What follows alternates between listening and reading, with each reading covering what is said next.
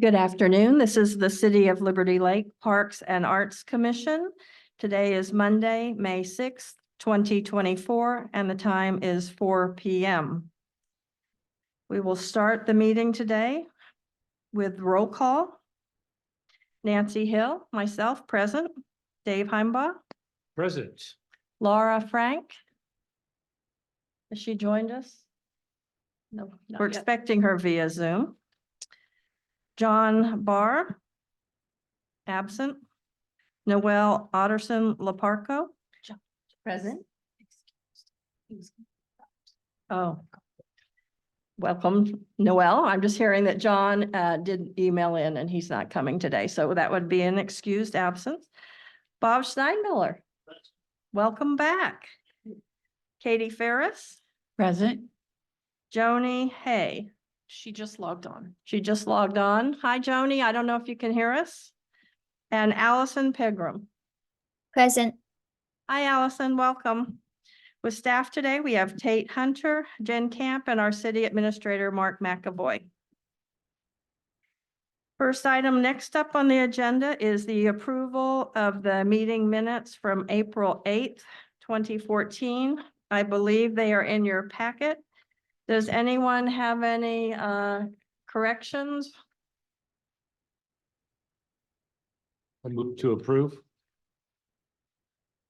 I'll second. It's been moved and seconded to approve the minutes as written. All in favor, aye. Aye. Opposed, nay. Please show it's unanimously approved. Next brings us to citizen comments. Any citizens here in the audience that would like to comment today? Evan, is there anyone online?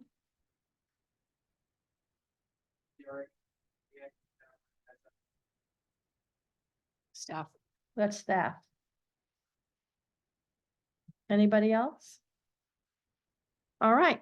Oh, Laura just joined. Okay, Laura just joined us. Hi, Laura, can you hear us?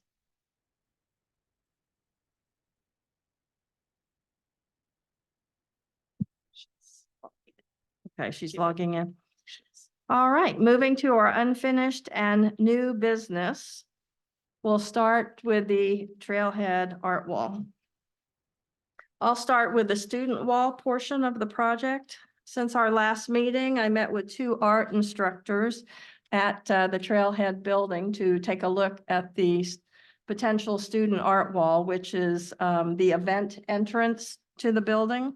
They were absolutely thrilled with the idea, and we discussed that potentially we would use a Pacific Northwest theme. They would bring that forward to their students. They, meaning the teachers, will lay out what the exhibit will look like and determine the number of pictures that will fit aesthetically on the wall. We could purchase the frames, and then those frames would stay kind of with the art wall, even though the art would be rotating, because they indicated they can change mat sizes and do different things. So we'll just have the one-time purchase of the frames. They indicated it would be 5 or 6 probably pieces of art, and then we would rotate that annually. They like doing it towards the end of the year where they know their students and capabilities, and that will help them in their selection process for the art. They asked if we could have a plaque to just let the public know that it was a display from the Ridgeline students, which shouldn't be an issue. She wondered if they would receive some sort of recognition, and sounds like potentially a certificate would be appropriate of some sort that we could provide them for allowing us to display their art for a year. So I'll continue working with the teachers on getting that going, as long as everyone here in the commission feels like that's a good working project for us. Great idea. Okay. All right. Well, I'll continue moving forward that. And she's hoping that she can get some art before the end of the school year, because she said these are, the students have been in art for the year. And so she thinks it would be better doing it towards the end of the year than the beginning of the new year. I know we don't have too many folks using that interest yet until we get the restaurant and things going a bit more, but if we can get the art going, that's a good step in the right direction. And Laura, are you online now? Yes, I am. Laura, on the trailhead art wall, we discussed at our last meeting about the, call it a whimsical map as you enter the pro shop area. What did you, work on regarding that this month? Yes, so I did go over to the pro shop and got some measurements on the wall, and then I sent it to you and Jen for review, but I did create the call to artist as was discussed. I can pull it up on my screen and share it if you want me to review it with the commission. And Laura, I did print a copy for each of the commissioners, so they have it as well. Okay, perfect. So you can see in there, I included a picture of the wall. The main thing that I think needs to just be finalized before this can go out is, well, there's a couple different things, I guess. One is the cost. So I'm doing a project with a student housing building at Eastern, doing a mural of a similar size, and the budget on that was 3,500. I think that wall was 9 by 11, and this is like 8.6 by 10.8. So it was a very comparable size. So I put that number in there just as a placeholder because we didn't have a set budget for it. So that's item one. Item two is what needs to be included. So I put the list, Nancy, that you guys had worked on at the last meeting and that you sent me. I put a couple other things on there, and then things that I had questions on, I highlighted in yellow. So the other thing that needs to be approved is the list of what we want included on that map, I think, before we can send it out. And then the final item is there was talk of both paint and just getting a graphic design that could then be printed into a wallpaper or a vinyl type wrap. I was texting with Nancy earlier. My recommendation, and we've seen similar type murals or even just paintings and entryways, I would recommend that we go with paint. My concern is if things are coming in and out of that, the opportunity to scratch or maybe tear or pull at the wallpaper or vinyl would make it a little more difficult to maintain or repair versus if we went with paint. I think it's a little more easily touched up. And I guess the example that came to mind for me was the Hub has a similar type painting in their entryway. And it's been there. David, you might have a better beat on this than I do, but it's been there as long as I can remember. And it seems to me like it's holding up pretty well. So I wrote this call as if we were going for paint. We can certainly amend that to be a graphic design. I think at that point you would want to also amend the budget because the bulk of the budget would then from our end go to be printing it into a vinyl wrap or a wallpaper of sorts. So Laura, do you think that the painting of the logo is maybe a more cost-effective method anyway? I think it might be, honestly. I haven't priced out what it would be to do a wallpaper or a vinyl wrap, but I mean, what are we paying for the utility boxes? Like 1,600-ish, I think. So I think you're already going to be in that same ballpark after you pay an artist for their time and their work, and then doing a custom wrap and installation. But I can't answer that 100%. That's just my gut feel. I suppose with paint, it would be easier to add something or subtract something if for some reason. Yes. We would have. Yes, for sure. You would have that ability. Whereas with a wrap, you would have to redo it.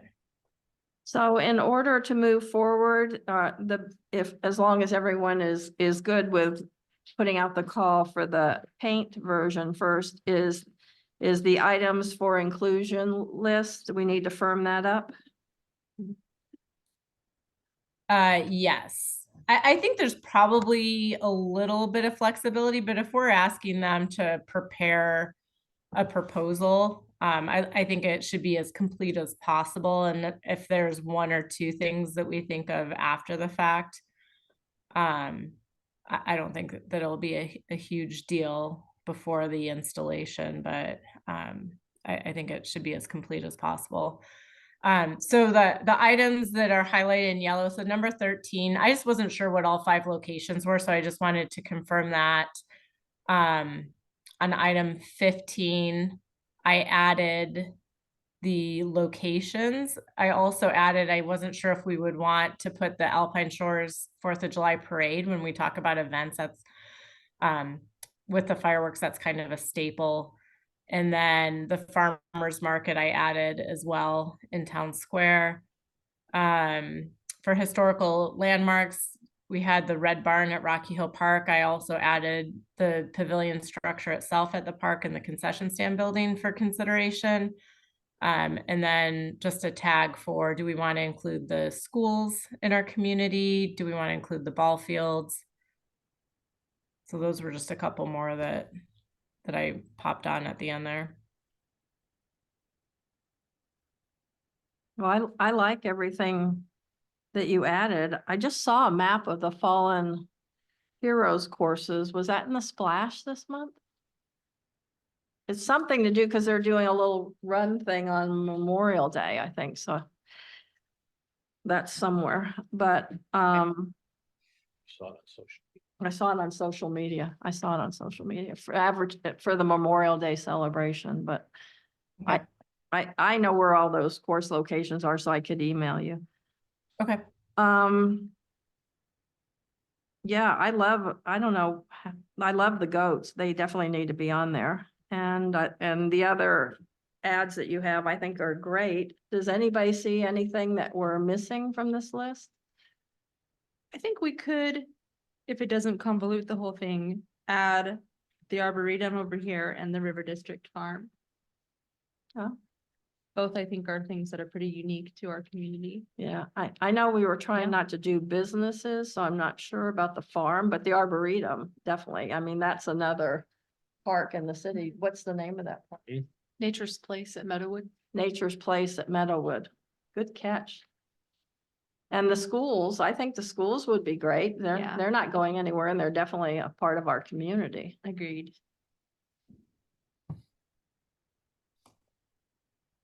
What else are we missing?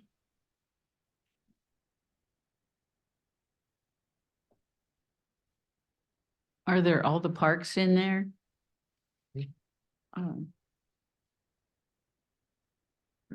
I don't see Orchard. Oh, there. It's under the city parks. And there's also the HOA owned parks as Yeah, well. okay, I see. Is the Arboretum, is that a city owned park? Yes. Jack? Okay.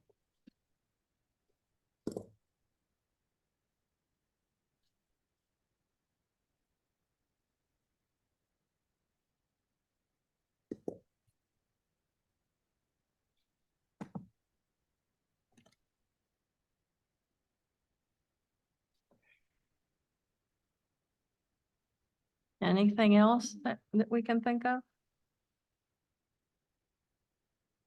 So Laura, do you have enough information to go on now, do you think? I think so. The last item is just approving what we have in there for the budget. If we're good with the 3,500 or if we feel another number is more appropriate. Oh, do we want to add the Kramer Bridge? The Kramer Bridge? Yeah, if eventually it's gonna have artwork on it. Just an idea. Yeah, I don't know that the bridge itself will ever have artwork unless we have an engineer and a blessing from the Washington DOT. I think that's a little bit of a slippery slope just because then would you add the park, the mural at Pavilion Park and the statues at Rocky Hill. So if we start adding art, I think that almost becomes a map unto itself. What about the pocket parks? No? Yes? They're under the HOA parks. So if we Okay, missed thank you. it, we can add them. Oh, I see it there. Thank you. What Mhm. about the trailhead down by the river where you go on the Centennial Trail. I don't know if that place has a name. Do you, Jen? She has Centennial. Oh, we Trail. have that. Okay. Oh, Harvard Road Trailhead. That's on there. Got it.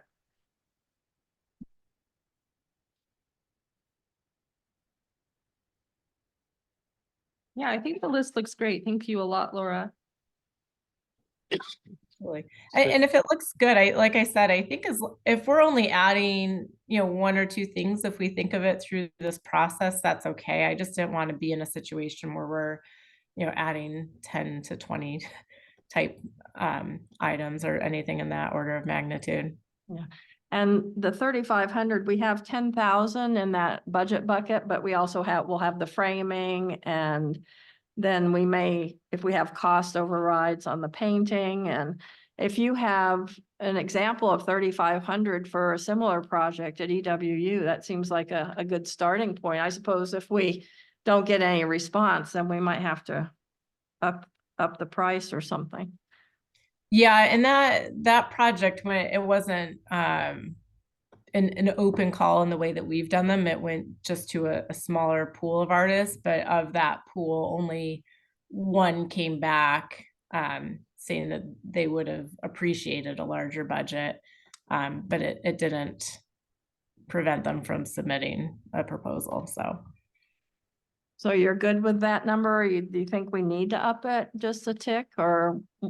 I'm comfortable with it, but I mean, it's not a challenging area to work in. And it's not, it's a single wall. So I don't see a lot of challenges with the site. So I think it's appropriate, but I wanted to put it before the commission. Do we buy the paint? No, that's part of there. So if we wanted to up it to 4 to just give them a better budget for quality paints, we could do that. Especially if we're wanting something that's more vibrant, it's going to be, a lot of paint purchased.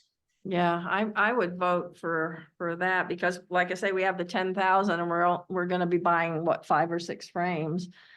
Yeah, I think And that's fair. yeah, I think that's a good idea. Okay, so I'll increase that to 4,000. And then I think, Jen, do we need a motion to approve it to submit? I think so. Yeah, it wouldn't be a bad idea. If we had a motion to approve her draft call to artists with the changes that we've made today, that would be great. Okay, I'll move to approve Laura's draft call to artists. Second that. All right, any discussion on the motion? Seeing none, all in favor, aye. Aye. Aye. Opposed?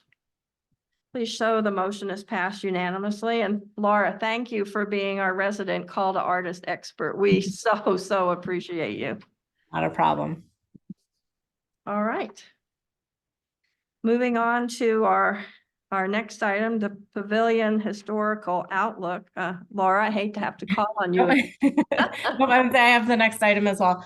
Okay, so for that one, I was able to meet with the Historical Society just to kind of get a better idea of what they were hoping to capture on that Outlook sign, and what they were hoping to be able to, the story that they're hoping to be able to tell is kind of the grassroots movement that brought the park into existence, while also paying tribute to the structures, the architecture of the park. So the pavilion specifically, why that was selected to be what it is, as well as the concession stand building, because they both mirror what was in the original park out at the lake. And then the last section would be detailing the features of the mural. So the riders, the different carousel animals that were selected, the little relief vignettes, and what that story is that they tell. So it kind of all ties together between the three. And then I didn't send this to you guys yet, but I did draft another call for that project, and I'll get to that here in just a second. But so when I met with the Historical Society, what they are looking to do is prepare the the top plate of the, I'll call it a kiosk or overlook sign, for lack of a better term. And they're thinking it would be about 18 inches deep by 6 to 8 feet long, to be able to, with illustrations and pictures, to be able to capture all the information that's pertinent to the park. They are proposing that they will make that a donation from the society, the top plate. So then as a Parks and Arts Commission, we would be responsible for the mounting frame that it would go on. I met with Jen and Trevor just to kind of talk through the project and what makes the most sense of how to approach it. And what we came to is that to stay in line with the procurement process and protocols is that we would create a call to artist that would be sent to a pool, a minimum of 3 artists, to create the frame. And then from that, we would be able to select a proposal. So it's not a standard off the shelf frame that we'd be purchasing. So there would be a design element to it. The way that the draft call is structured, and again, once we discuss this, I can send it out to everyone to take a look at, is that there isn't a set budget. So they would create the design and the proposal and tell us what the cost would be. So it's a call for the piece of art, but it's also a bid or a proposal, if you will, in that, you know, we don't really have a good handle. We haven't done this type of project on what the cost would be to do it, and it is a piece of art, so it's going to widely vary based on who is completing that design and fabrication work. The locations that we discussed, we've kind of earmarked up by the flagpole, and we had talked about extending the sidewalk around. When I met with Trevor, there's some fairly significant challenges to doing that. There's a main irrigation line and an electrical conduit that run right through that area. So if you encapsulate that with cement, future maintenance then becomes a much larger challenge. The other challenge that I saw is that the flagpole is kind of forward set on that hilltop, and it slopes off rather quickly. So to be able to put a wide enough sidewalk in there, you would have to do a fairly significant amount of retention on that hillside. So that, you know, what I see with that is a lot of dollar signs added to the project to be able to do that. So the thoughts from the city staff is that you could still put the sign up there, just not putting in a sidewalk, or we could look at, and again, Jen, I can share my screen. I have just a satellite view, or if you want to pull up a satellite view on Google Maps of the park, Trevor had pointed out, there's a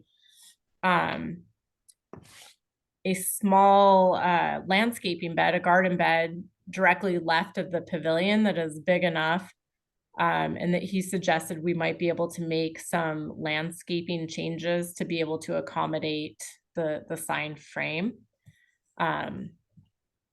So that's kind of the stats. So I guess the key takeaway is that yes, there's some good forward progress going with this project. I guess for the from a commission standpoint, it would just be approving that we're good to move forward with a call to artists to create the framework. And then that would be the next big step. And I am going to meet again with the Historical Society in the next 2 weeks to kind of go over the locations again and some of the challenges that came up when we reviewed it with staff. Laura, I had sent you the picture and I asked Jen has them, she can share them on the screen, of the historical thing I saw when I was at Lewis and Clark State College in Lewiston, but those were, there it is right there on the screen. That is not a continuous plaque that I saw there, but it was kind of a cool idea. And then they made the round of cement so people can easily walk around, or you could have a half moon or whatever to read those. They had this set of 4, and then they also had, just behind that, there's a set of 3 more of these kind of displays, but I don't know is the Historical Society wanting it to be one long continuous, plaque? That was the preference, and I don't, Jen, are you able to make it so I can share my screen? It says it's disabled. I have a picture of what they were thinking, and it kind of also goes in line with the design of the Rose Garden pergola that's over just to the right of the pavilion. So it's kind of it's a similar style, so that way it would just kind of stay in line with what's currently in the park. And that was designed based on the architecture of the pavilion. So it just, ties it all together. You can see if you can share now. Okay. Hang on.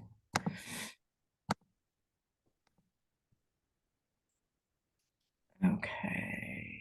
Let me...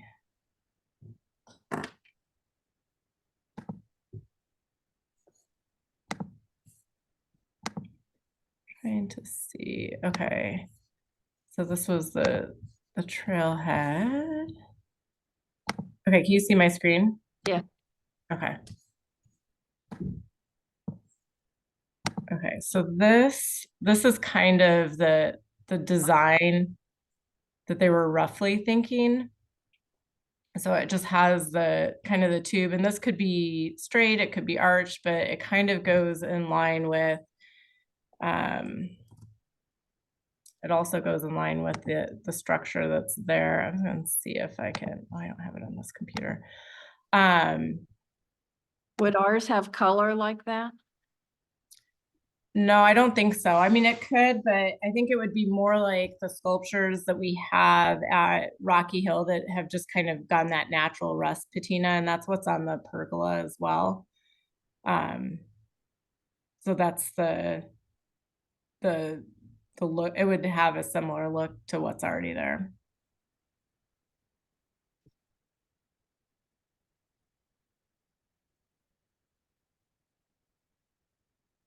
Can we bring up that satellite picture?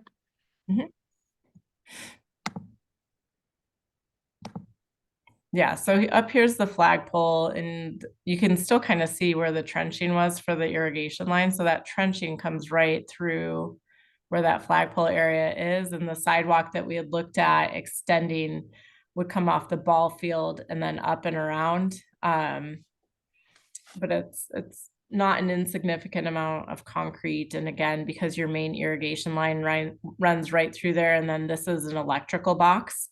So that's a monument and couldn't be moved as well. So it complicates if there's future access required.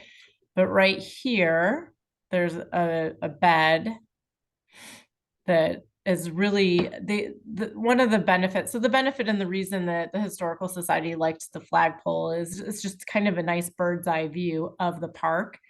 When you're looking to explain what's there, Jen had suggested maybe over by the Rose Garden because it's already paved and there's good access. The only challenge there is you can't see the mural. And if part of what we're trying to do is explain the significance of the mural, I think you want to be able to have a view of it. Whereas this right here, right next to the pavilion, you're very close to the mural. You'd be able to kind of be looking back and forth between the two easily, I think, as well as being right by the pavilion and the concession building. And at the same time, obviously being able to turn around and look out at the park when you're looking at the community efforts that were involved. So, like I said, I am going to meet again with the Historical Society to review these other location options to get their thoughts on it. But that's kind of where the project is at right now. The only thing about that location of that bed is we currently have the Lud Kramer Memorial plaque in that bed, and it would have to most likely be relocated, which I remember when that plaque went in, I don't recall there was a reason why it went there. So I think as long as it's near the pavilion, because the significance of Lud Kramer is not only implementation of the park, but the symphony concerts in the fall. So we may want to keep it near the pavilion stage in some fashion. I don't know there's room for 2 plaques in that bed, but we could certainly downsize that shrubbery and those trees in there. They're awful. So I would, Trevor seemed very excited about that option. yeah, so. have no heartburn over those shrubs and trees. He said, I can take some trees out for you. You want Yes. the shrubs gone? I can Let take him, those. yes. So just being considerate of the Lud Kramer plaque would be my Absolutely. only request. Absolutely. And it was really justified far over. So I mean, you could maybe do both other than the aesthetic of having them side by side, but if you wouldn't mind, Jen, seeing if there was significance to the location of why it was placed there, and if we can look at other, because I think it's just on a bent frame, so you might even be able to mount it more upright and somewhere more visible than where it is currently. Yeah, we're asking Bob right now too, if he knows of any. Okay. Okay, I feel like we could probably, move it to a different location near the stage and I So don't think it would be an The issue. plants aren't, the little plant thing is not really being used. There's a hydrant in there, a frost-free hydrant, and then Well, the we could, plaque. Laura, how many plaques are you thinking about, display plaques? 1, 2? Just one, but it's a big one. That's that's the challenge is. So It's even 6 if we feet. had to move the Lud Kramer sign, we could put it on the east side or the west side of the pavilion by itself, on a post maybe. Mhm. Because there's nothing really over there other than the brick retaining wall. And I like that idea because it will, that area kind of looks really utility half the time. So I think it will really kind of lend itself to cleaning up that display, that entire area there. I like that idea a lot of using the utility area to the east of the stage. So Laura, is our next step that you need to meet again with the Historical Society about the location and continue that conversation, and then Well, I would like to kind of do 2 routes in parallel. So one thing I would like to do is get the commission's okay or approval to move forward with getting some pricing on the design and fabrication of the structure. And then in parallel, meet with the Historical Society as they develop what the top plate would look at and recommended location. So I see those as 2 concurrent paths that we can be taking right now. okay, because you already know the size of the plaque, so you can move forward with the structure while the other conversation, because the size isn't going to change. Well, we know the approximate, and at this point, what I would be looking for from a call perspective or a proposal is not a complete design, but just the cost of how much would you charge to design and fabricate a structure that is similar to this. And then once we have the details in both location and what the final top plate is going to be, then we can say, okay, give me a hard proposal now. And Jen, correct me if I'm wrong, but I think if we have those estimates, from a procurement standpoint, we can select from those proposals. And then once we have those final details, go out for a hard bid, or does it have to be done differently? No, I think that's what you and I discussed the other day. It's just all the process of procurement is going to be dependent upon what the cost ends up being. Yeah. Do we have a goal date for installation? This year. Any, Yeah. I mean, it's going to depend on getting a location finalized. And really, I think the biggest item is going to be the lead time on the stand itself. I had talked to, a month or so ago, I talked to Mountain Dog just on what I'll call it an off-the-shelf type frame design would be. And their lead time at that point, obviously subject to change, was 3 weeks. So I don't think the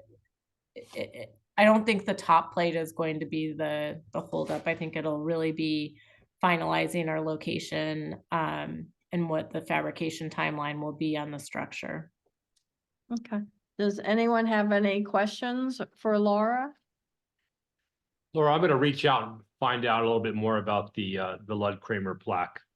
The Okay, location thank you. selection, and I'll get back to you on that and to the council commission. That's great. Thank you, Dave. Thank you. Sorry, that was a long update. Well, so we'll just put you on the agenda again for next month and we'll touch bases on that again. Yeah, yeah. I just, like I said, I wanted to kind of keep the project moving forward, but wanted the okay to move forward with the stand proposal. Okay. All right, thank you so much. Moving on to our next item, which is the firming up the dedication. I asked Laura to reach out to the artists, and given a lot of moving parts, everybody can come, both artists can be there on June 8th, a Saturday at 11 a.m. So that's kind of our date. And then as Mark, as you said, we'll throw that out there and hopefully we get the mayor and whatever council are available. Yeah, I think that date was already tentatively mentioned, right? And so they've Yes, hopefully already started looking to reserve that. okay. And if we could get your help to maybe make that more formal, that would be great. I'll include it on the city administrator's report. Okay, thank you. So Laura, you had an idea about a little scrimmage. Yes. So, we had talked about as part of the dedication, having some activity going on on the court. And my kids had played in the Liberty Lake 3v3 tournament the last couple of years. And last year they had the Liberty Lake Police Department and Fire Department doing a 3v3 game. And it was so much fun. It was a lot of fun. And all the kids were gathered around, and the firefighters and the police officers were just so amazing in, just kind of pumping up the kids. And it just seemed like it might be a fun way to dedicate the court if it's something that those the officers are up for. Yeah, I mean, I think it's kind of a cool idea. I guess we'd have to approach the chief first and see what he thought.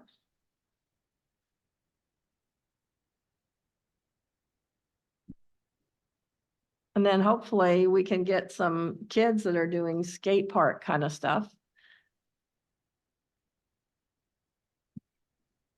On a Saturday morning in June, I don't think that'll be hard. I guess how long ago was that scrimmage that you saw, Laura? That was last year. So and I don't know if they're doing it again this year. Legacy Church is the coordinators of the event. So if someone wanted to reach out to them, that event is happening this year on June 2nd. So they may or may not already be doing something the weekend prior. But again, it was just really fun, high energy. I think it was nice for the kids to get to see the firefighters and the police officers in a less formal environment, and engaging and having fun, and not, when they're all uniformed up, it can be a little intimidating, I think, for some kids. So it was just a fun way to see them out in the community and engaging with the youth. Right. Did you want to reach out to the police chief, or do you want me to do that, or? I can, but I would love if somebody else were able to do Okay. that, just with the other things.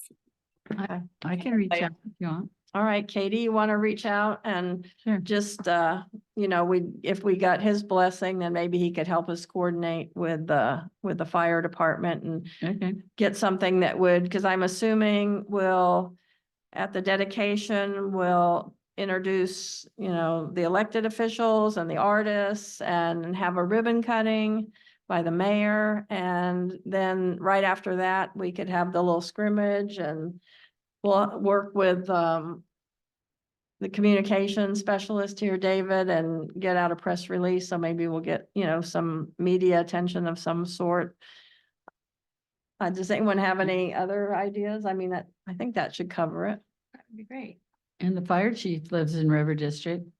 Oh, that he does. Yeah, so Right. Keep Well, so everybody up for- you'll start with the police chief, and if that goes well, keep going and Yeah. see what we can Fire come up chief with. too. Because our next meeting is Yeah. June 3rd, so that'll just be days before the Yeah, dedication. I can contact him right away. Okay. Awesome. Okay. Jen, do you want to let David know that we'll have him do some kind of press release and we can get him some more information. He can just get a hold of me. All right, moving on to the next item, which is the council workshop goals. So our workshop is set for July Second. I July believe. 2nd, yeah. Which is a Tuesday at 6 PM. The regular council is at 7, so it's my understanding we'll have an hour. And, we have to start the conversation with council somehow as we want to engage them in what we're doing and get their input. So it might be a good idea at that time if we kind of present our updated strategic plan and let them know what kind of a budget we'll be looking for them to approve in the fall. And that should open up the conversation a little bit and then give them some history and some ideas of, what we're looking at. And then we can, get feedback from them and see what questions they have for us. I just thought that would be a good conversation starter. So we do have our strategic plan on our agenda for today. We'll also have it on our June agenda, and then that will be our last meeting, I believe. No, We'll have July 1st. we'll have July 1st. We'll meet the day before the council thing. So probably we need to button that up by the end of our June meeting so we can prepare the materials for council. So hope everyone can get that workshop date on your calendar of July 2nd at 6 PM. And it's Mark, you're at the workshops for council, for commissioners that haven't been, what's the feel of the workshop? I think a lot of that depends on what you're trying to accomplish, but in this case, you're wanting to have a conversation specifically about kind of looking forward into the future and weaving that into any potential budget requests that you're going to be putting in for 2025. And so I think it's mostly important to focus on those things. Obviously, I think you want to spend some time talking about what the commission has accomplished over the past year, but then spending the majority of that hour engaging with council, giving them some insights into your vision going forward, maybe some things that are on your strategic plan over the next 2 or 3 years, and talking about how you would propose to fund those things, and maybe some new ideas that have come into focus recently or something like that, so that it will prepare them to think about those things going forward. And really just an opportunity to dialogue and stay kind of synced as you're working on implementing your strategic plan going forward. Okay. And then the council does approve the budget would be sometime in the early fall. So typically they adopt the budget in December, Oh. but the initial submission will be made early October. Okay. And so you would want to have kind of the specific items with the dollar figures associated with them buttoned up by that time. So depending on what feedback we get from council, then we would easily have our August meeting to fine tune our plan and the budget before submitting it to you for submission to council. Right. We would, and maybe even the September meeting as well, but certainly the August one. And then, as you described, fine tuning and then getting it to us so we can incorporate it into the final version. Okay, great.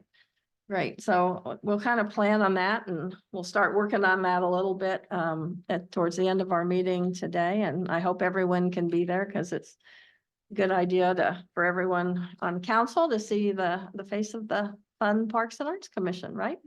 And then just a little housekeeping, I will publish that as a public meeting for the Parks and Arts Commission for that evening so that it's an open public meeting requirement. So Is there any public comment at a workshop? No. There typically isn't. So what this would be, it would be a joint workshop between the city council and the Parks and Arts Commission. So you would both formally be noticing the meeting, but we don't open workshops to public comment. Would we need to prepare a formal agenda though for it? Something that could be published or no? It would be joint workshop would be Okay. your agenda item. Is typically how we handle the agendas for those types of sessions. Okay, okay. All right, thank you for that information. All right, next on our agenda is the Kramer Liberty Lake Together call to artists. And guess who? Laura Frank. Sorry.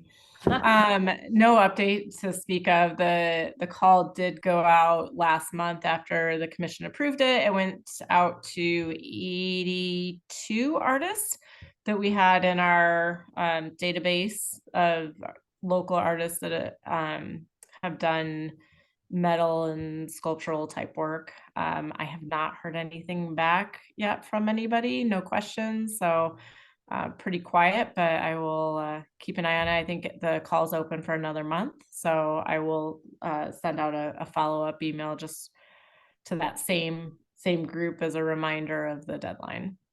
Okay, thank you. Laura, is that call to artists posted on the Liberty Lake Facebook page? Do you know? Yes, it did get posted on the Facebook page. Okay, so are we allowed to then share that call to artists? Absolutely, please. Fabulous. Thank you. All right. Moving on, bicycle communities update. Katie. Yeah, we're getting excited. We're gonna have a bike audit this Saturday, May 11th at 10 o'clock. We're meeting at Town Square Park. And David with our communications group from the city was great to get that information out. It went out in the splash also.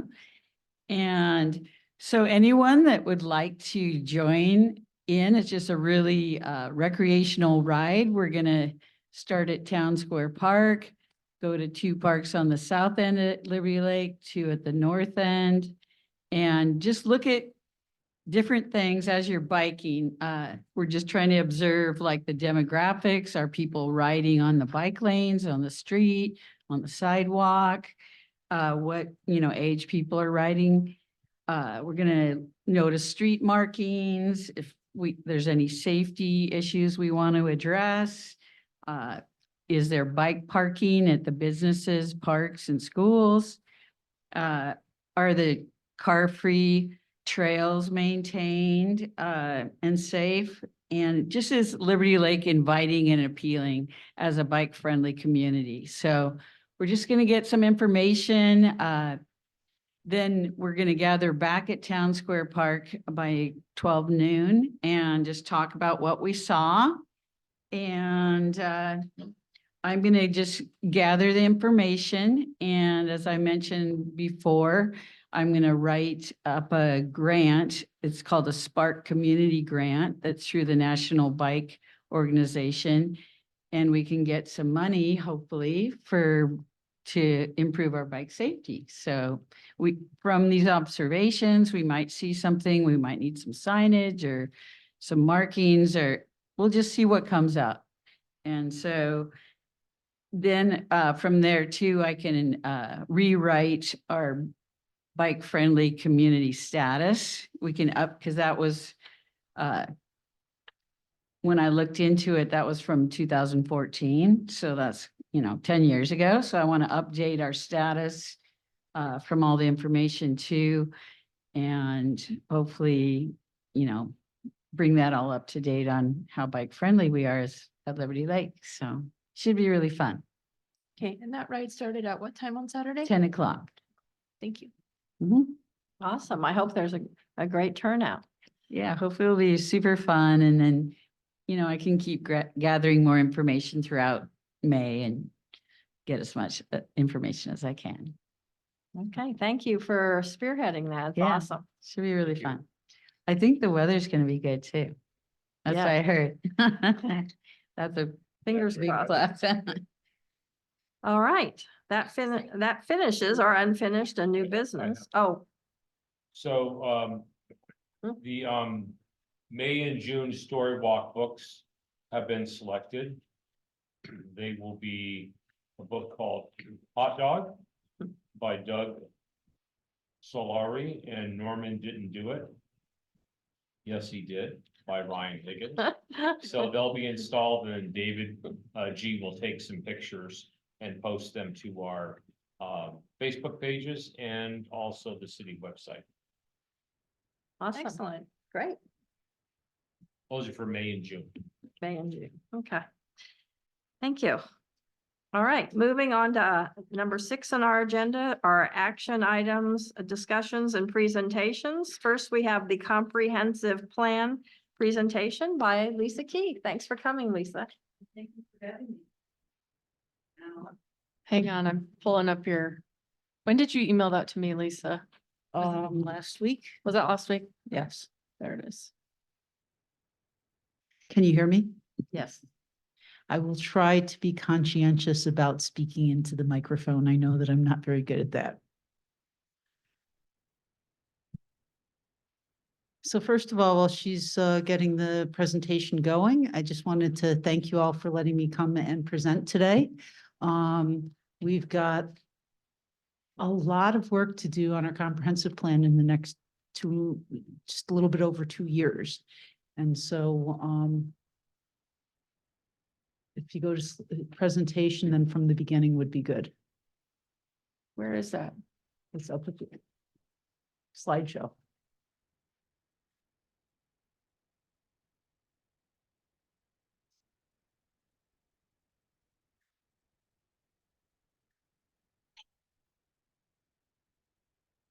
All right. So next slide, please. So just to give you kind of an overview of what the purpose of the comprehensive plan is, the Growth Management Act was adopted by the state in 1990. And it really was intended as a tool to manage growth and direct population growth to urban areas in order to reduce sprawl. And basically, it called for us to synergistically plan for housing, transportation, utilities, and capital facilities in support of anticipated population growth. And population growth is a data-driven sort of analysis that we do based upon what our growth patterns are and the availability of land. There's also an element for protecting rural resources, farmlands, and critical areas and shorelines. We don't have any shorelines here in the city. Those typically happen more in the rural parts or in the unincorporated county. What the comp plan does is it does establish a vision for the community, and it serves as the foundation for the city's development code, for capital facilities planning, and pretty much everything else we do as a municipality. Next slide, please. So Spokane County and all the municipalities within are in the 2026 comprehensive plan update cycle. So our comp plan has to be adopted by June 30th of 2026. And what we need to look at when we're doing our updates are amendments that have happened to the Growth Management Act. This cycle, the legislative changes are pretty intense. And so there's going to be a lot of changes that are due as part of this process. And then we also look to also update our development regulations because they have to be consistent with the comp plan. Also in this process, we look at what's called the urban growth areas. These are the areas where in the unincorporated county where more intensive development can occur because they're anticipated to someday be annexed potentially into a city. And a city cannot annex lands that are not within the urban growth area. So it's a pretty significant piece. We're looking at population projections, and we also do have to update our critical area ordinances and resource lands. But again, as I said, resource lands are really in the unincorporated county. Next slide, please. So these are the mandatory comp plan elements. They include land use, housing, capital facilities plan. And typically we've done a 6-year capital facilities plan, but we are looking at reaching build out for our city in the next 20-year planning period. And so we think it's really important that we do a capital facilities plan for our build out, a 20-year capital facilities plan. City of Liberty Lake has never done that. Other larger cities have done that since really the beginning of the Comprehensive Planning and the Growth Management Act. And it's really a great tool, particularly for a city like us, because once the land's gone, we're not really going to have a lot of opportunities to try and retroactively address these things. Also has to deal with utilities, transportation, economic development, and parks and recreation. And I have that asterisk because it's funny. This is an unfunded element, so we don't really have to do a parks and recreation chapter or element. However, we do have to include parks and parks in our capital facilities plan. So, and then the last piece, which was added this last session, is climate change and resiliency. And it's going to be a very big lift, but we got a $500,000 grant from the state to cover the cost of that particular piece. We're spending the, and it actually is a very big lift. It's very science-based. We have consultants on board. We've reserved about 100,000 of that for implementation. And so anyhow, but there is that piece as well. Next slide, please. So I'm not expecting you to actually read this, but I know that Jen did share with you this work program that involves all of the elements in the timeline. And we had highlighted sections that we thought were of particular interest to this commission. Next slide, please. So there's a number of work program items that have to be addressed to get this through. There's a big city-county coordination, public and tribal engagement. The population, housing, and community service chapter is going to be a huge chapter this time around. As I mentioned, climate resiliency. Land use will probably be driven more by the population and housing piece, and transportation with changes to land use and changes to density that are being required by the state. We will be redoing our network analysis to really look at our build out population and make sure that we've got the transportation infrastructure that we need. The ones that we really thought you would be most interested in are the parks, recreation, and open space element. And also I know that this commission has a lot of interest in cultural and historic. And I'm going to just pause for a second on the parks, recreation, and open space. The Parks, Recreation, and Open Space plan that was done for the city was last done in 2014. It was really less of a plan and more of a public engagement piece. It's very dated. We've probably done most of the things that were identified in that. And it is really time to look at, as we grow, as our city grows out, as we look at development, what do we need? What do we want for our parks and recreation through build out? And I'll talk a little bit about the elements of that.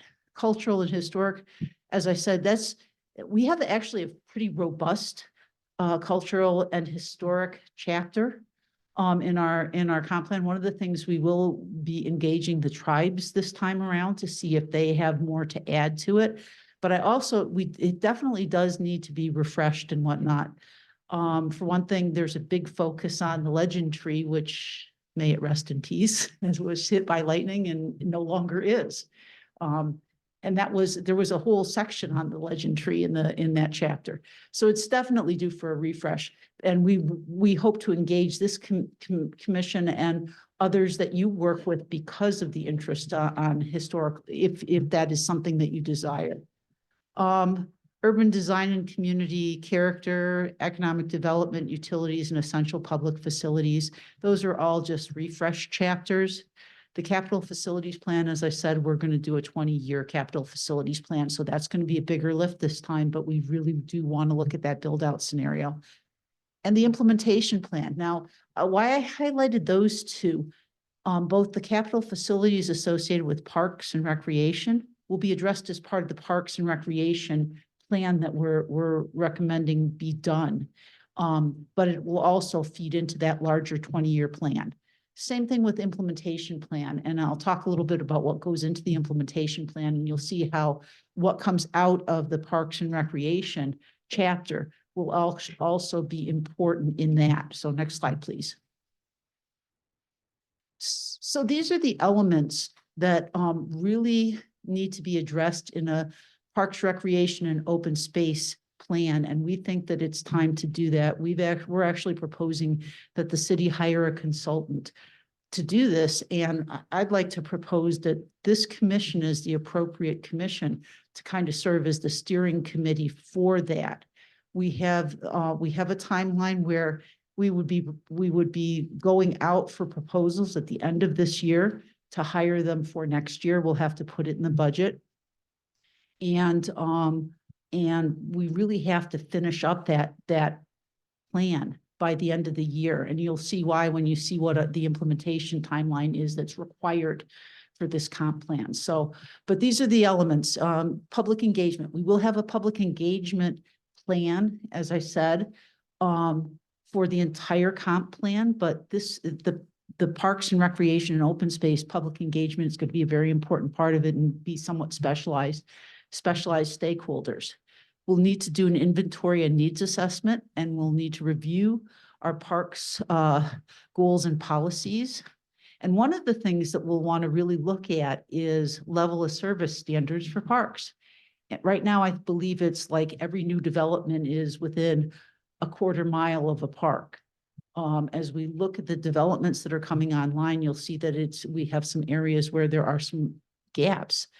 Many communities base the acreage of open space and parks and recreation on a per capita standards. That will be something you'll want to look at in the parks and the parks master plan. So developing the parks master plan and the capital improvement plan, which, as I said, that piece is it's your strategy for the build out of the city as it relates to parks. And then that also filters into the 20-year capital facilities plan. I would recommend that you guys consider really adding a public art section to that chapter. You've done so much great work in this community on your public arts piece, and it would be helpful to have kind of a philosophy and guidelines and goals and policies related to exactly that.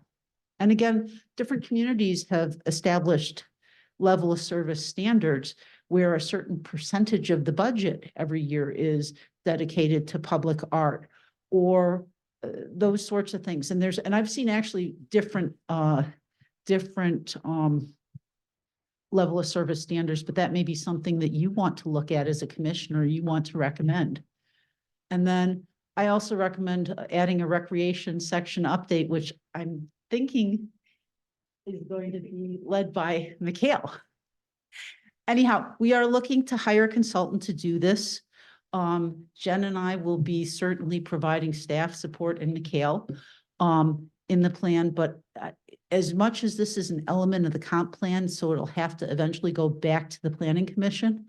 I would say that it makes a ton of sense for this commission to really drive that plan and then have the plan just incorporated into the comprehensive plan as the Parks and Rec element and adding those pieces, as I said, to the implementation chapter and to the capital facilities chapter.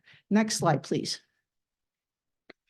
So this is I've kind of shrunk down your schedule. I know that's still a little hard to read, but I wanted you to see that we're looking at trying to get the consultant under contract by the end of the year so that you have the full year to work on this plan in 2025. And it might be a bit of a heavy lift, but everything that we're doing for the comp plan is a heavy lift right now.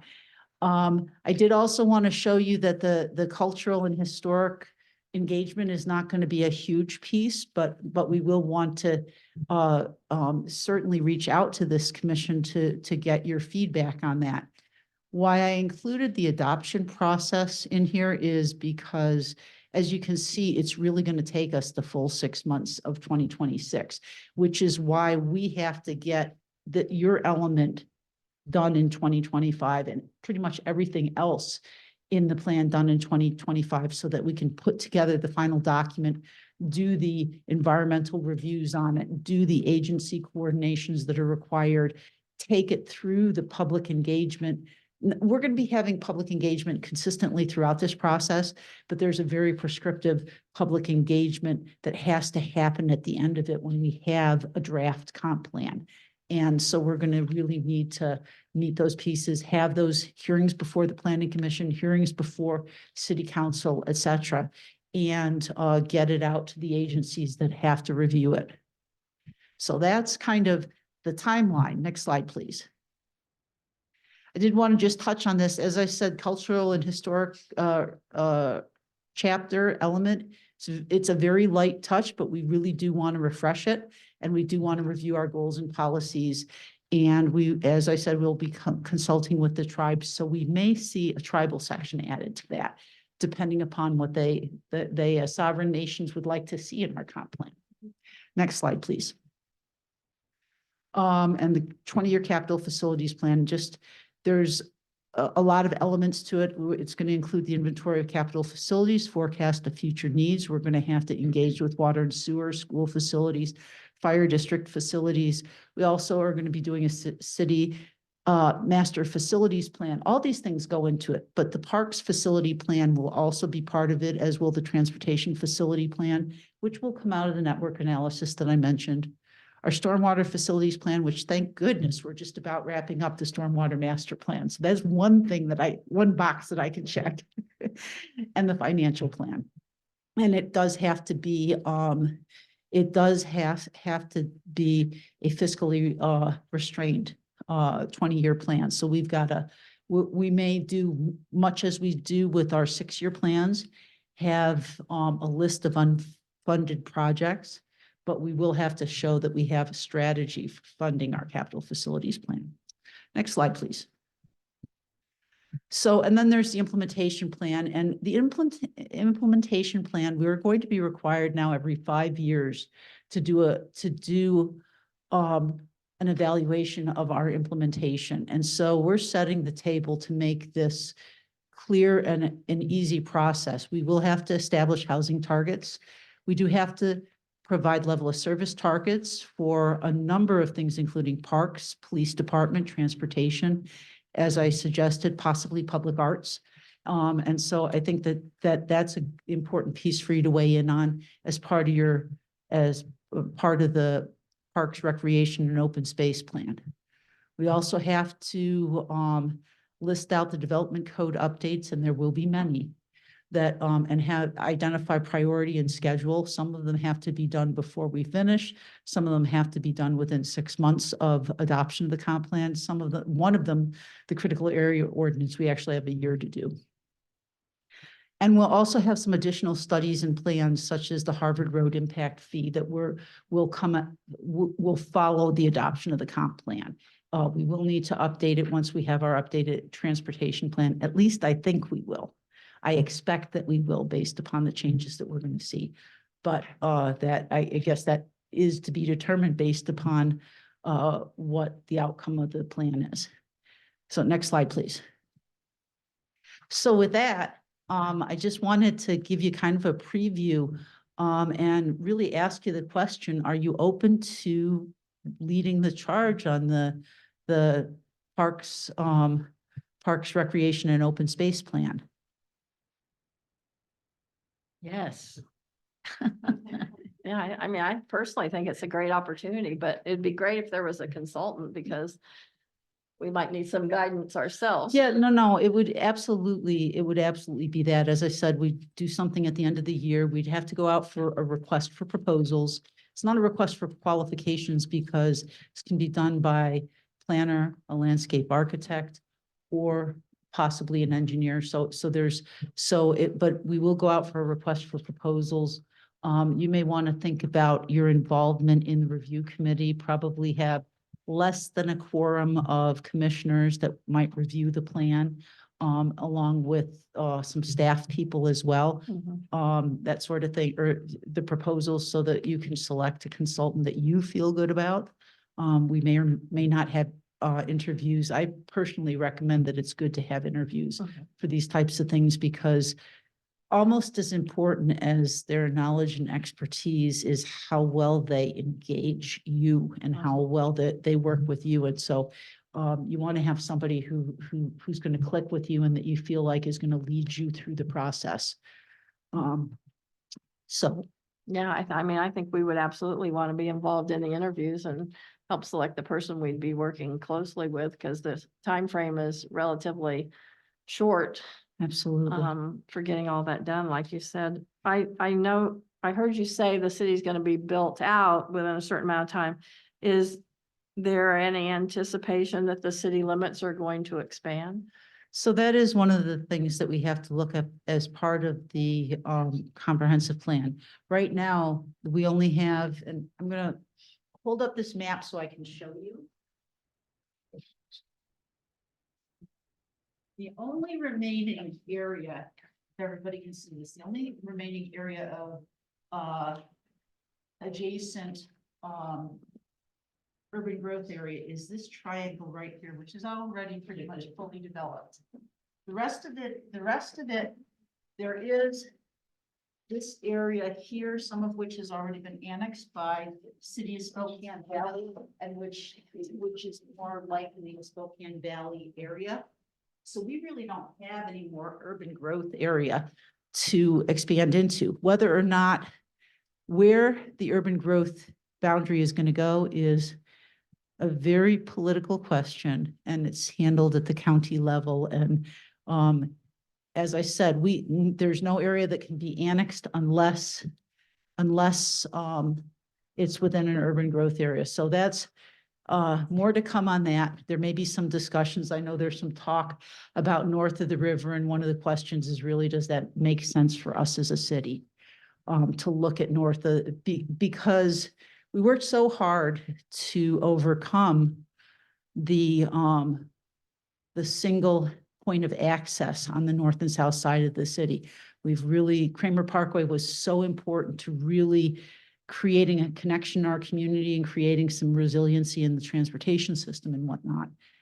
If we were to look at, and I do know that there are plans being made for public services, sewer and water, urban services, north of the river. Part of north of the river is in the Tiffin Lift district. So I think there's going to certainly be some interest in seeing that included in the urban growth area. If we can, as a county, demonstrate that we need additional urban growth area to support the population projection, that's how that analysis is done. If that happens, though, it's a whole separate question as to whether it makes sense for us as a city to continue to extend across the river. Right now, we have no shorelines. We have no floodplains to speak of other than the golf course. And so there's a lot of additional administrative requirements that, i.e. staff time and money to administer if we go across the river. Certainly a consideration. As I said, the single point of access, Harvard Road Bridge, we'd be back in square one in terms of having a bifurcated city. So the question becomes one of, even if it becomes an urban growth area, does it make sense for the city of Liberty Lake to annex it? Or does it make more sense for Spokane Valley's manifest destiny to just continue rolling across the prairie? What about the east? To the east is a little bit more problematic. And it's more problematic because, number one, there's a pretty significant bench of elevation. It's already been, for the most part, subdivided into 5-acre parcels under disparate ownership. And those 5s and 10s make it really, really difficult to see redevelopment occur. It can happen, but it's very, very hard. There is availability of sewer, but water's a little more challenging up on that bench. And I believe Liberty Lake Water and Sewer has addressed some of that, but for the density of development that's actually occurring up there, to really do an urban density may be a whole nother matter. So. Okay. Well, thank you. Looks like we're gonna have a busy year next year. I think that we are. I think that we are, but I'm looking forward to it. I think it's a great opportunity for the city, and I'm really anxious to hear what you all come up with for the parks plan. Great. you. Thank you again for coming, Lisa. All right, next up on the agenda, we have the much anticipated fee schedule by McKeel. Hey, how's it going? Whoops. Dropping papers.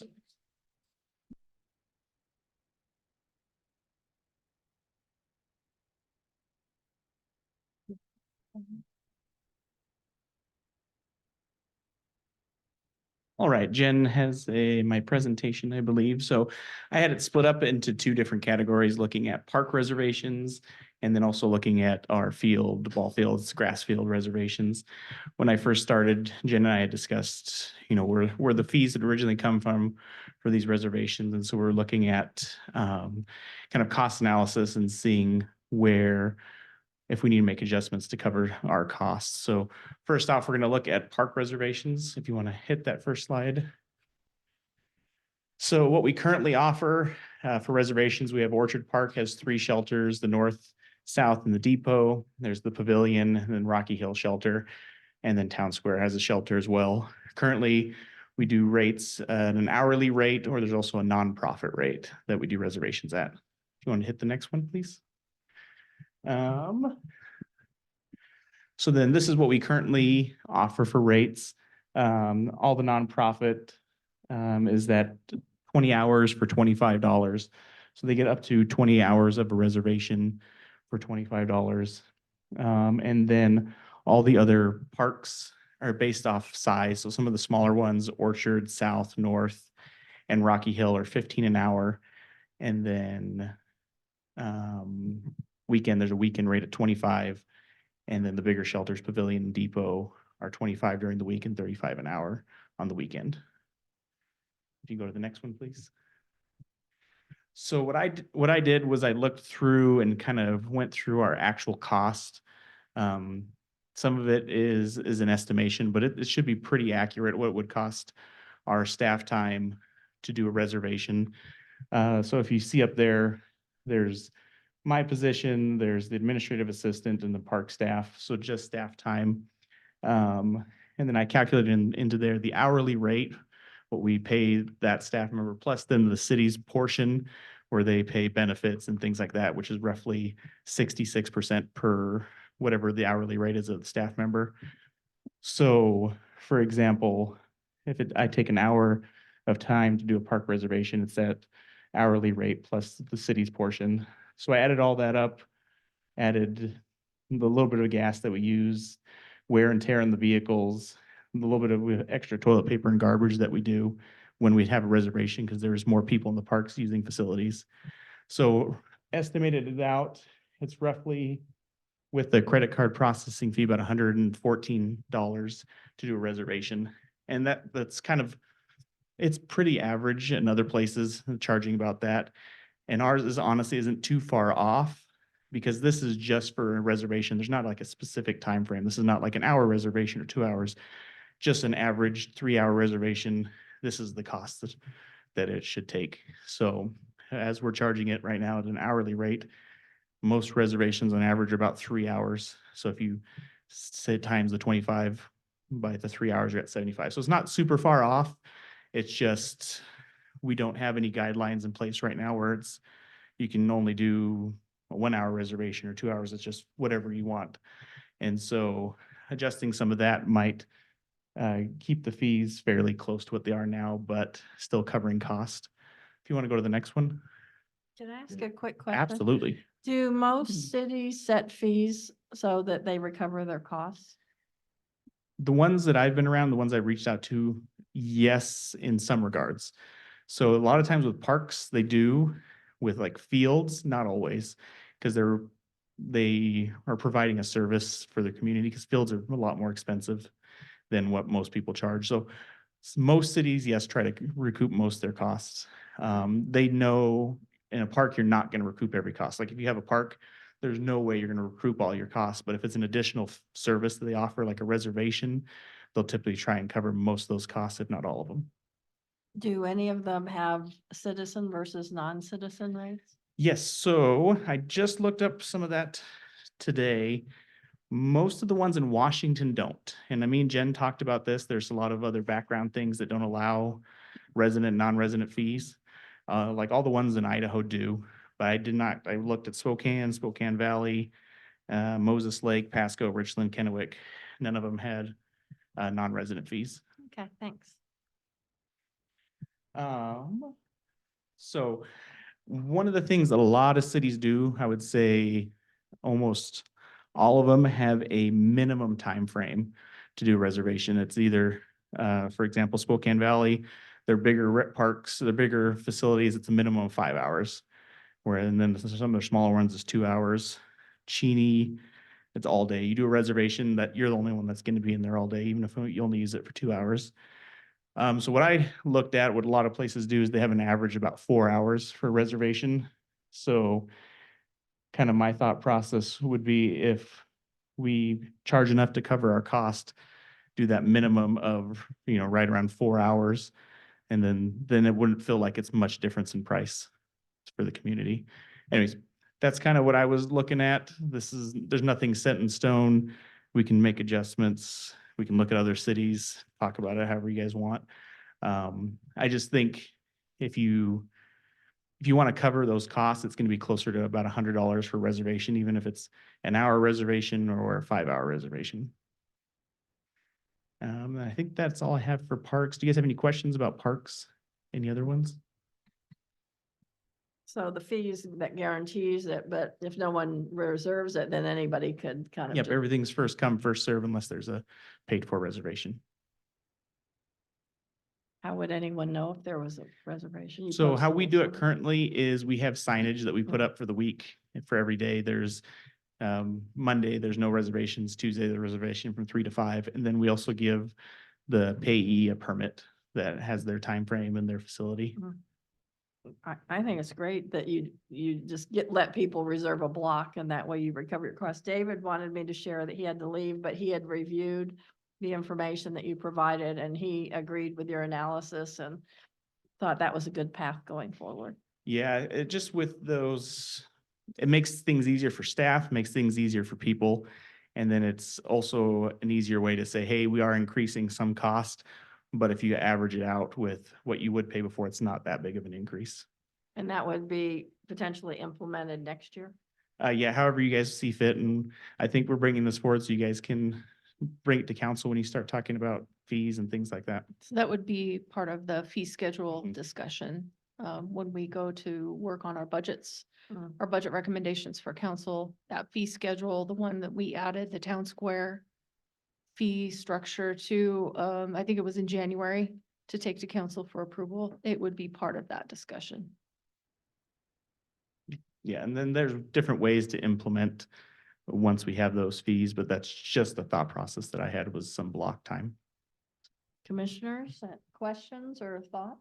Well, I'm just kind of curious about what the process that you may be involved with the Spokane Symphony coming out.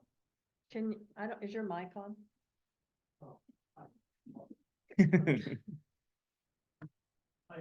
I don't- Curious about the, I don't think it's on.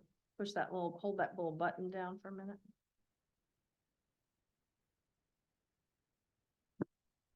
there, is that better? Much Okay. better.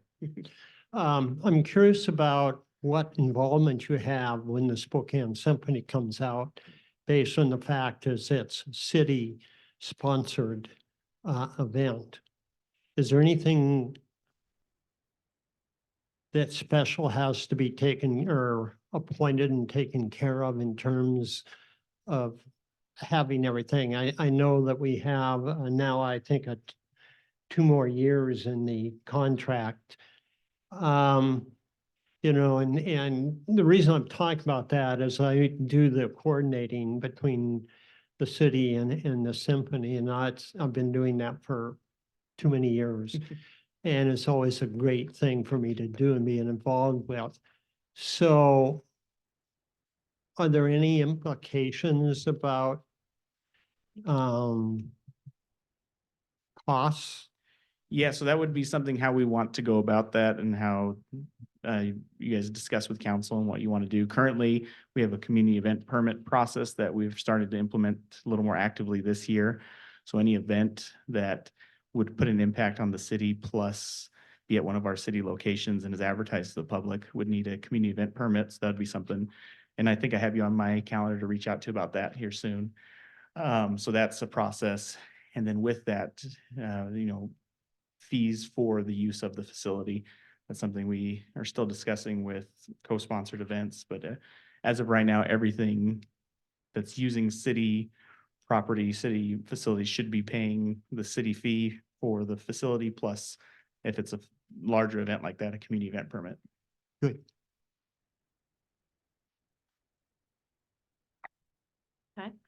Any other ones? Not on Park- that. No. Okay. So then the fee schedule for ball fields and grass space, this one's also, you had that question earlier about recovering costs. And as I look through some of these other facilities, there's cities that do ball fields. Based off their pricing, I'm not sure if they are recovering their costs. It might be part of a community service that they do because their fees are drastically different from what I would anticipate their fees should be based off of cost. So Jen, if you go to the first one, please. So currently we have our ball fields and our grass space. Our ball fields, Diamond 1 and 2 and Rookie Field. We do an extra, what we currently offer is we do an extra mow for those fields once a week. So they're a little bit lower grass for playing. And then our staff, if there's games or practices, we'll do, it's called a finish drag. It just smooths out the field for practices. And then that typically is only done Monday through Friday when staff is here. So those are some of the things that we offer. We also offer field prep at an additional fee. You want to go to the next one, please? So our current rates, so just ball fields, for nonprofit, it's $10. For games and tournaments, it's 20. Ball field prep is 20. And then the grass fields are 20 hours for $25. And then just normal fees, 30 for ball field practice, 40 for games, tournaments, 40 for game prep, and then $10 an hour for sports fields. You go to the next one, please. And Yes. is most of this youth sports organizations that are renting the ball fields? Yeah, for the most part that I've seen so far, it's youth sports. There are some organizations that have it a lot more than others that have capitalized a lot on the space and time, but it's everyone that I've seen so far is all youth sports.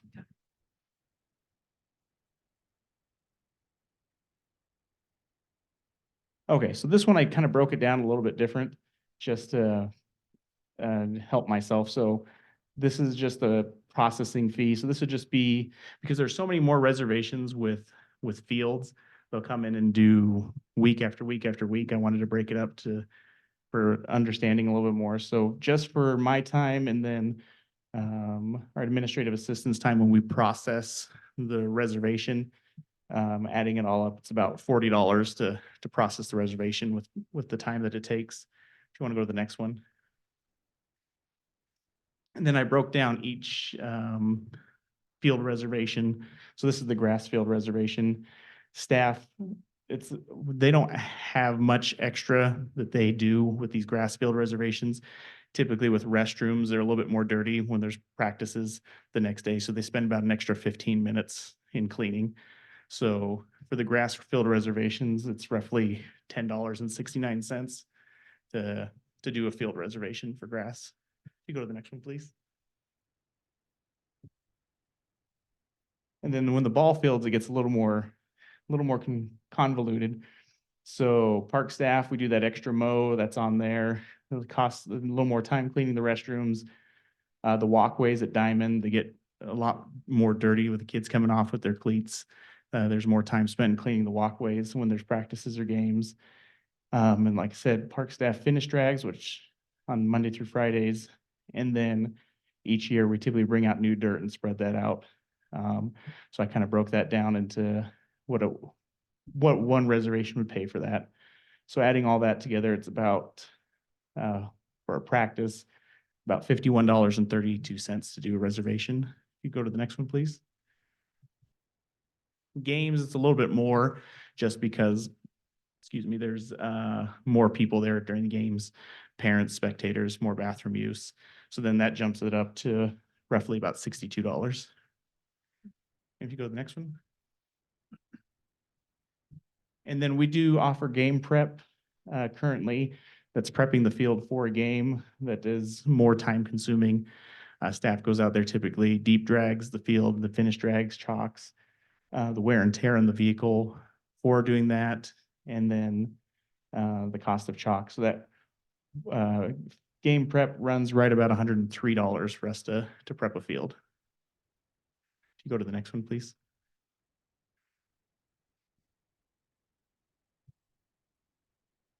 So just some thoughts. Let's see, if kind of just averaged out some of those fees. We currently have, like I said, nonprofit rates. If we want to cover our cost, I mean, I don't know if we would have a nonprofit rate or however you guys want to adjust it. If you still want to offer something like that.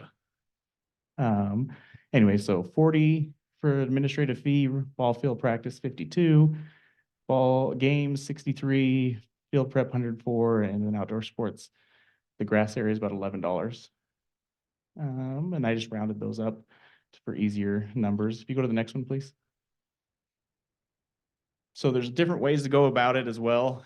Once again, if we, very similar to the park reservations, if we had it where they get a couple hours, once again, these reservations aren't per hour, the fee, it's, if they're there for 2-3 hours, it's roughly the same if they're there for an hour.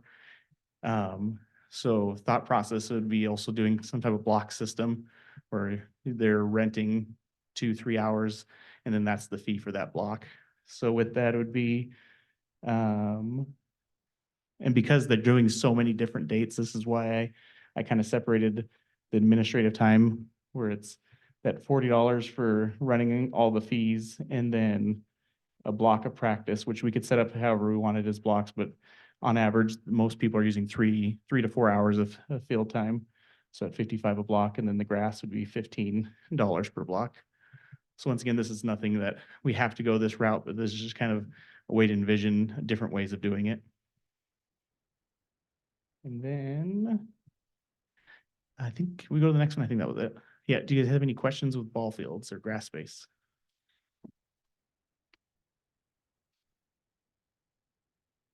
I think some of this is almost like a philosophical discussion with council is what would they want to see, Mark, as a cost recovery for? I can understand doing complete cost recovery on the park shelters and stuff like that. And I love your idea of blocks, and that would allow us to do that. But I'm not enough familiar with what kind, are these nonprofit youth sports things, or these for-profit where people are paying to pay, and we should. Well, the ones I've seen so far, I would say 80% of them, well, everyone that I've seen so far this year has been nonprofits. It's Little League, it's Spokane Youth Sports Association. They're all designated as nonprofits. Right. Because we're clearly not doing cost recovery at all now. Yeah, and so to your point, the question is, very rarely are you going to have 100% cost recovery. That's usually not the objective, right? But to your point, at what level of subsidy are we wanting to extend, and what is the value of taking that amenity out of circulation for the taxpaying community to use while this group is using it, right? That's kind of the balancing act that I think you're alluding to. Mhm. And one of the, I think, ongoing conversations that we need to be having as a community is what does that look like? What are we willing to, what balance are we willing to have with taxpayer use versus fee for using certain things at certain times for certain amounts of time? And I don't know that Mikhail's done a lot of research, as you've seen. But I think the next layer of the conversation, I like the word that you use, is philosophical. How do we approach defining what, when, how, and why, and then making final decisions so as to have some balancing effect on the use of staff time versus the fees that are being charged to help maintain these particular amenities. So And I will say, I think a lot of the people that rent our facilities, like these youth organizations, they typically put kids that live in the area that are playing out here.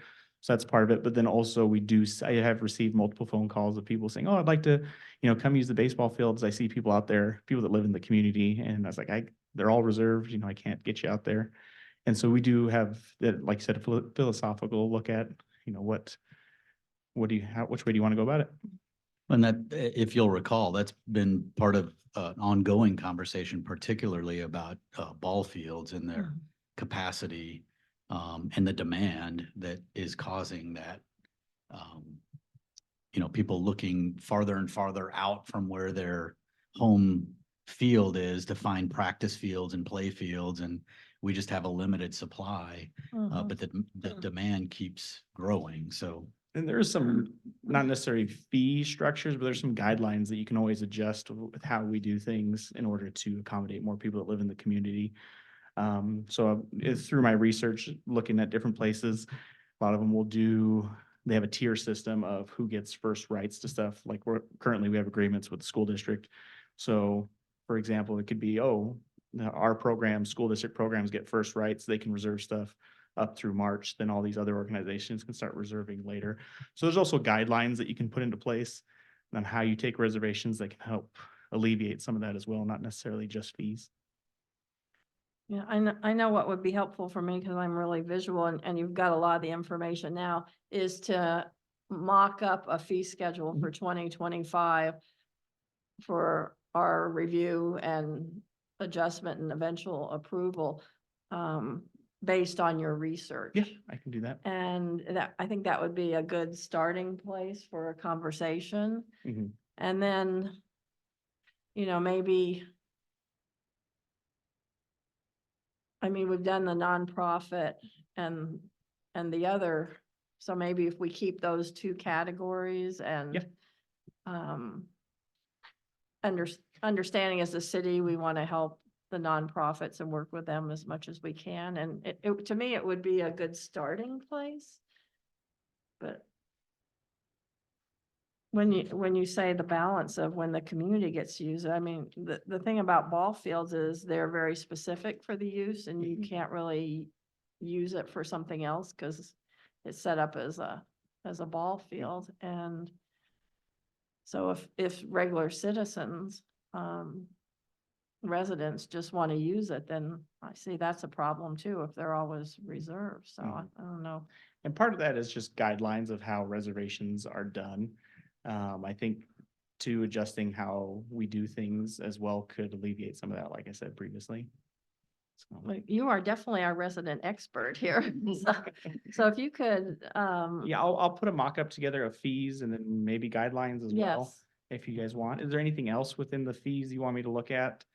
Like I said, I put on their blocks as ideas just because that would simplify administrative time, Yeah. whereas these blocks are full, it's full. The blocks at the shelters make perfect sense. And most people that call me and ask for reservations are like, oh, what timeframes can I use? Most of them are accustomed to, there's certain timeframes that you can reserve. I'm just curious because I understand, if it's after school or after work and something's happening, eventually it's going to get dark. But when you do the reservations for like a Saturday and you're saying there's no blocks now, Mhm. then somebody makes a reservation, it's theirs for the whole day. I don't If there's no understand other that. reservation that comes in, or if you know how to play the system, I've seen people in the past where, they'll do a reservation just like an hour, not here, but in other places where they do a reservation near the end of the day, knowing that someone else isn't coming after them. So then they pay for a little bit, but we can do reservations. So we don't currently, someone could do a reservation from 2 to 3 at the depot, and then someone else could come in and do a reservation after them. And then that would be on the documentation that we put on the shelter, plus on their permit. And if it's for a game, how they'd have to reserve enough or call the game. I mean, at some point, if somebody else wants to come in for the next reservation. Yes, and that would be the case. Like I said, when you do block times, then they have to plan accordingly around that. Yeah, I mean, I think I'm a fan of the block times because it gives, to me, maybe more opportunities. Well, once you see that mock-up that you've asked for, this may be a perfect topic to bring to that workshop, right? Because you're still chewing on what the philosophical balance is. Yeah. And that would be maybe an ideal opportunity to bring council into the conversation so you can have a joint talk about it. Right. And when you do that mock-up to that, maybe you could just make a summary cost recovery sheet so that when we do go into our workshop, council can see if we do these reservations at this, then we're recovering the costs, or we're recovering 75% of the cost, or Mhm. whatever. I mean, just some kind of a measuring tool, I suppose, Mhm. for what we're doing. Is there any way that you can get that done by our next meeting? Oh, absolutely. I have most of it done already. Is there anything else you would like to see in there? Anything else, Bob? No, I'm satisfied with what I've heard. Katie, anybody, is anybody left online? Laura, Allison and Joni. Okay, anything from Zoomy people? None for me. Okay, All right, thank you. well, thank you very much. We welcome. appreciate it. It's an interesting topic for sure. All right, that leaves us to our budget strategic plan. I know it's getting late. I want to hear our staff report. So I'm thinking we're really gonna have to block out our agenda for our next meeting to really focus on the strategic plan. So if you turn to the very next to the last page of your packet, which is it says Public Art 2023 to 2026. That sheet that's kind of our guideline. What I'm gonna do is task everyone here to really, really look at this and think about it, because we're gonna be adding a 2027. So that everybody next time is prepared to have a productive conversation, because we really need to set a draft strategic plan at our next meeting. Is everybody okay with kind of skipping over that item a little bit and just tasking ourselves with the homework to come prepared to speak to the strategic plan at our next meeting? And Jen and I, when we set the agenda, we'll make sure that the agenda is not too overloaded if we have to put some stuff off, so that we can have some brief reports on our projects and then get right into this as our main subject. Does that work for everybody? For me. Yes. Okay, that's what we'll do. So that leaves us with our staff report. Thank you. I will keep this brief as well.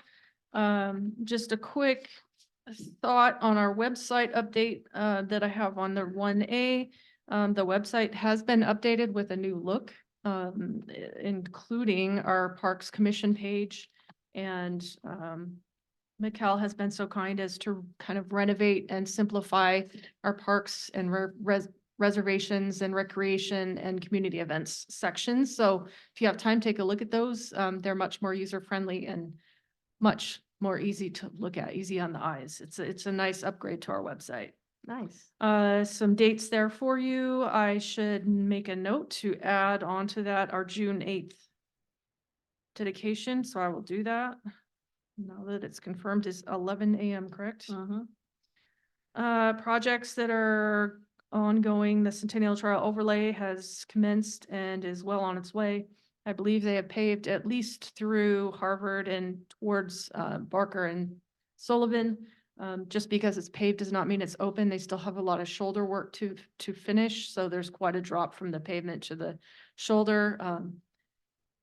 They're hoping they can potentially maybe look at opening the trail as it does finish instead of waiting until the entire section's complete, but that has not been confirmed quite yet. So as soon as we have word on that, we'll make a note out to the public. Some projects that are still ongoing, upcoming at the parks that haven't been tackled yet. We do have a Lions Club update. down in the Arboretum. They presented to the commission a while back on their potential paver project with pavers that people can purchase on behalf of loved ones as a memory, a function of memory to put down in the Arboretum as 3 paver squares with picnic tables on top. We had a conversation with the group. They have approached council. The project is moving forward. Staff is working with City Administrator Mark and the Lions Group right now to propose a scope to see what our costs are going to be to move forward with this project. But the goal is to implement the project in September and have it completed as soon as possible so that they can have the pavers set in stone down there and have the picnic tables installed. So I'll keep everyone posted on that. And then had a meeting with a vendor, a random vendor, contract vendor at Pavilion Park the other day, just to get some initial ideas of what we're going to be looking at versus a like-in-kind replacement of our existing play equipment versus an actual renovation. Those would be 2 different projects. Right now, we're funded just to replace the play structure like in kind. But there is a lot more discussion that I'll present at a later time regarding the potential there for that renovation. And then upcoming council report, I need a volunteer, if possible, for the May 21st City Council report for the Parks and Arts Commission. If anybody is interested, I'd love to put you down. And then we should probably think about, once we have, right now we have a current opening for the replacement of Commissioner Chamberlain. Once we have that position filled, we should think about doing a fresh group photo, especially now that Bob is returned, and something for our website page, and then commissioner photos so that we can get IDs issued to each of you. And then again, the open commissioner position, it's been published on the website and on social media. We have received 1 applicant thus far. Are there any questions? If not, that No. concludes my report. I'm just thinking that, we have in our 2025, the Pavilion Park update, so we may need to get some information with you, from you to work the rock art and how that might be incorporated into the. Yeah, playground. So and that, for our next that meeting. could be part of the discussion, whether it's a playground renovation or just a playground structure replacement. Right. And if it's a renovation, the Boulder Art could be a part of that. If it's not a renovation, it's just a replacement, the Boulder Art could still be a part of that Okay. in some capacity. All right. Well, that's, I guess, for our next meeting. Any questions on Jen's report? I will do the city council update because I want to talk to him about the trailhead art wall. And so, yeah, I can do that. Unless somebody else really has a burning desire to do it. Okay. Anything else for the greater good, everybody? So motion to adjourn from someone? I move we adjourn. Do we have a second, Bob? Second. It's been moved and seconded to adjourn. All in favor? Aye. Opposed? We're adjourned. Thank you. Thank you. Thank you. Thank you.